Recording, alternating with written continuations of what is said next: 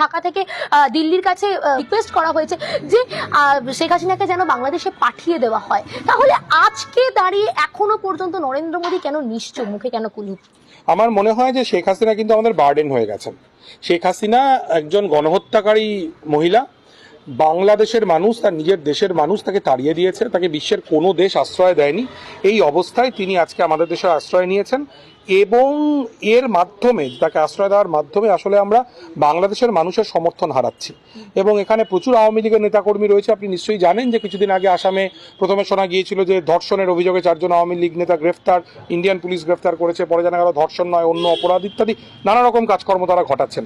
আমরা এই দায়টা কেন নেব বলুন তো?